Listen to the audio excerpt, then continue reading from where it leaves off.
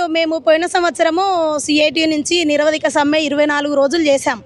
మా టెంట్ల దగ్గరికి మంత్రి సీతక్క కానీ సీఎం రేవంత్ రెడ్డి గారు కానీ మా దగ్గరకు వచ్చి మమ్మల్ని గెలిపించండి, మార్పు తీసుకురండి, తీసుకొస్తే మీకు కనీస వేతనం 18,000 చేస్తామన్నారు. మేము 26,000 కోరాం సార్, వాళ్ళు 18,000 చేస్తామన్నారు.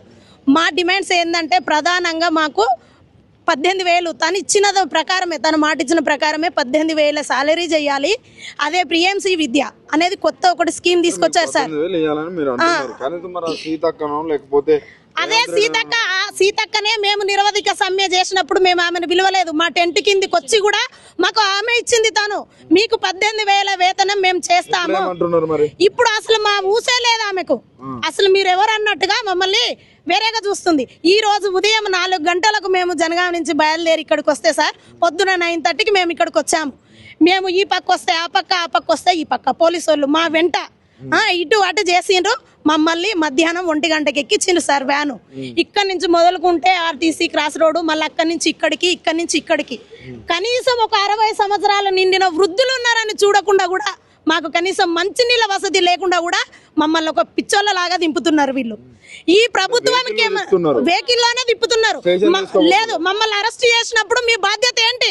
మమ్మల్ని ఎక్కడన్నా తీసుకెళ్లి ఏ స్టేషన్లోనన్నా మమ్మల్ని అరెస్ట్ చేసి మేము ఇంతమందిని అరెస్ట్ చేశామని చెప్పి మీరు ప్రూఫ్ చేసుకోవాలి. మమ్మల్ని అక్రమంగా నీళ్లు లేకుండా కనీసం వాష్రూమ్కి వెళ్లకుండా కూడా మమ్మల్ని వ్యాన్లోనే నిర్బంధంగా బంధిస్తే డోర్లు తన్నుకొని మేము బయటకు వచ్చినాం. ఇప్పుడు ఇంత అక్రమంగా పోలీసులు మా మీద దౌర్జన్యం చేస్తున్నారు. ఏం చెప్తారు రేవంత్ రెడ్డికి? ఏం లేదు, వాడికి సిగ్గు శరం ఉంటే వాడు గద్ద దిగాలి, లేదంటే మాకు ఇచ్చిన మాట నిలబెట్టుకోవాలి అంతే. ఒక ఆడవాళ్ళ ఉసురు తలిగి నాశనం అయిపోతాడు, ఆ ఉసురు అయితే పోసుకుంటున్నారు. వానికి చాతగాక చవటాయి పోలీసు వాళ్ళని అడ్డు పెట్టుకొని ఆడవాళ్ళను అడ్డుకునే దమ్ము లేక వాడు చైర్లో ఏసీలో కూర్చొని మమ్మల్ని ఇది చేస్తున్నాడు సార్.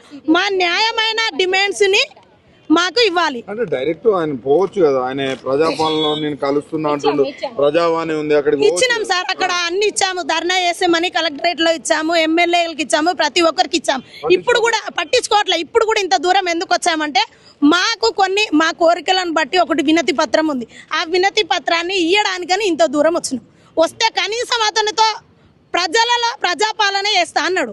మరి ఈ ప్రజలకు న్యాయమైన కోరికలు కోరితే ఈ వినతి పత్రం ఇవ్వడానికి వస్తే మమ్మల్ని అక్రమంగా ఎందుకు అరెస్ట్ చేస్తున్నారు? ముందస్తు అరెస్టులు. ఇప్పుడు మా లీడర్లు, రాష్ట్ర నాయకులు, జిల్లా నాయకులు మొత్తం అరెస్ట్ అయి ఉన్నారు.